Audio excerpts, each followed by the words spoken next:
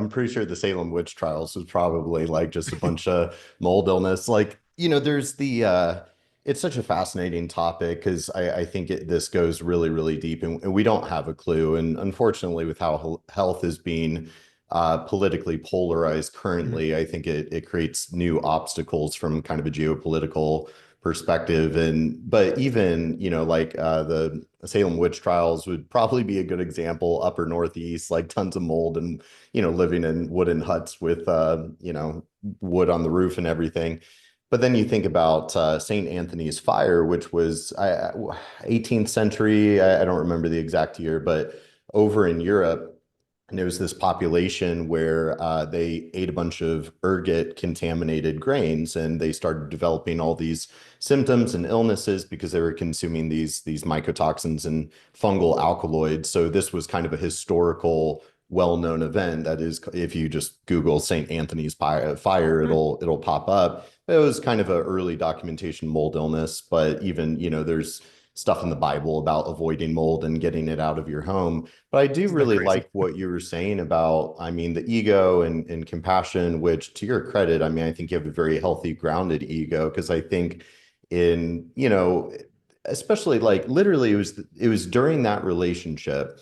I was 21 years old and she was 33, 34 with three children from two different men. So just wildly different places in life. And I had no idea what I was in or quote unquote up against. And I was a smart kid and maybe an intuitive. So it was during, this is like 2014. That's when I first was reading, Psychology Today Hmm. about empaths and narcissists and toxicity. And here we are, like 10 plus years later, and now it's become almost too mainstream, and people are very quick to point the finger of, well, you're the narcissist, I'm the empath. And there's a Sure. whole, nuance and subjectivity to it. But I also, the human ego can be the most destructive force in the universe, but it can also be the most powerful friend, servant, and ally that you could ever even imagine. So it's not Mhm. about killing the ego, it's about taming it and aligning it with your eudaimonic self-actualization goals and, using service as medicine. But yeah, I mean, the mold thing, I'm concerned about it because I really do think the powers that be, they're not going to spend the resources or time to look into how big of a problem this is. I was talking to one of my mold friends. She's a naturopathic doctor, really big in the mold space, very, very well respected. And, she was saying, she's like, Brendan, think about all the government buildings that are these massive, flat rooftop government buildings that are probably all water damaged. Like imagine if the government actually like did the proper research Hmm. and shows the amount of essentially how expensive the problem would be, the workers' compensation, the remediation. So we don't really know how bad the mold problem really is. And of course, I think with the political polarization, as we as a functional industry get louder about the mold illness, we're going to get pushback of like, well, the research doesn't substantiate the claims, right? And so that's why I'm really passionate about teaching this information of there is a clinical framework that we can apply to navigate this, but it is a tricky thing to navigate, and there's a lot of layers to it. Gotcha. And I already see some great questions that came in. I'm actually going to probably Yeah. um, get to those next. There's one kind of foundational thing I want to set up for us before we get into more specific questions. And again, feel free to throw them in, guys. But I kind of wanted to ask because this is something that's really fascinating about you. And if you only listen to like a beginning or middle half of one of your lectures or interviews, someone might think, oh, that's the thing. It's just that, right? But you're so good at the end always of bringing it in and being like, well, no, this is one piece of the larger puzzle. So I don't want to get too ahead of myself. I actually want to start there almost. Yes, mold, something you're super passionate about, still to this day, happy to teach people about, happy to, support research for it. However, just to be abundantly clear here, you are not suggesting at all that this is the only thing out there that is affecting people. I'm sure you might even make the opposite argument that maybe people focus too much on this one thing in addition to various other one things. So I'll pause there and kind of just frame it as how does mold get viewed in the broader sense? Because some people are now running it as standard testing. You might say, well, maybe you need a little suspicion for it first before doing that. I don't know. So, where does mold fall into this broader topic of functional medicine as a whole? Should this be standard? We're always testing for it, or should it be something that we should be doing symptom investigation, lifestyle history investigation first before jumping into this form of testing? Yeah, I mean, there's a lot of layers to it, which is why I think the FDN methodology is the perfect methodology to be navigating this. Because if you're doing FDN the right way, the way that we're all trained how to do through the FDN Mhm. program, there is a step-by-step process with this. We have to start with the foundations, and of course, it's a little ironic because my biggest passion is really biomarker analysis and lab testing because I like the objectivity, right? Mhm. My life is much more spiritual and philosophy based. My career is very science and research based, but to me, it's the same thing. Science is the objective pursuit of truth, whereas spiritual practice is the subjective pursuit of truth and meaning. Ultimately, truth is the goal. And with, I think, functional practice, we have to have objective lab parameters to really illuminate the path and figure out what's working, what's not, what's relevant, what's not.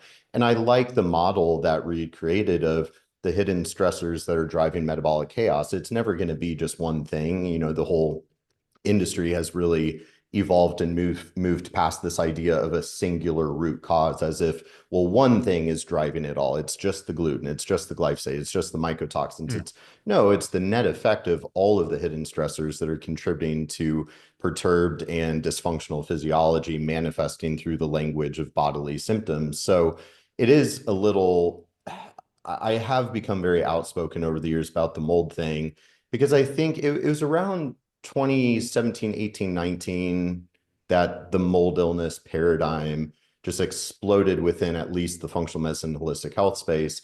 But humans, we get so excited about something, a new paradigm, and so we all jump on it, and then it's like, well, everything's mold, right? And it's like, well, as functional practitioners, we can't be biased, right? Mhm. There's no room for your own personal bias when you're trying to serve a paying client that is paying you good money to help them reach their health goals, right? So we can't go into it with this like, well, if you're a mold specialist, everything looks like mold. If you're a methylation specialist, everything looks like methylation. We can't bring that bias. We have to be impartial of meeting them where they're at and making sure we're doing that deep clinical intake of, well, based on the presentation, what could be playing into it, working through those foundational labs, optimizing the lifestyle foundations.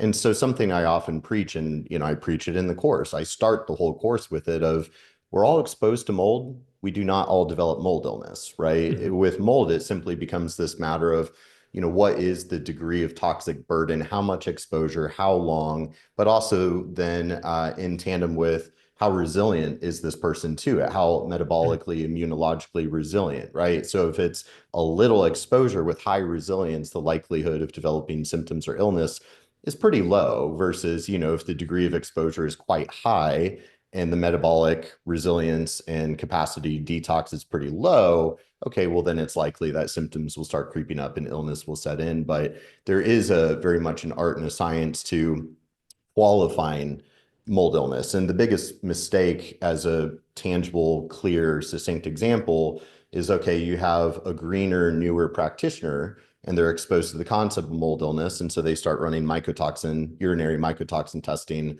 on everybody. And immediately, like, oh gosh, you have some mold toxins coming out, you have mold illness. And it's like, whoa, whoa, whoa. A bit of mycotoxin excretion does not mean they have mold illness. So we have to learn how to more properly qualify, not diagnose. This is not a ICD-11 diagnose, and we don't diagnose as FDN practitioners anyways, but qualifying the likelihood of mold illness and making sure that we're actually assessing the physiology to make sure we have objective physiological evidence that shows there's disturbances in the physiological systems, and then try and draw parallels between mold exposure to see, could this mold exposure be part of what's driving this physiological dysfunction?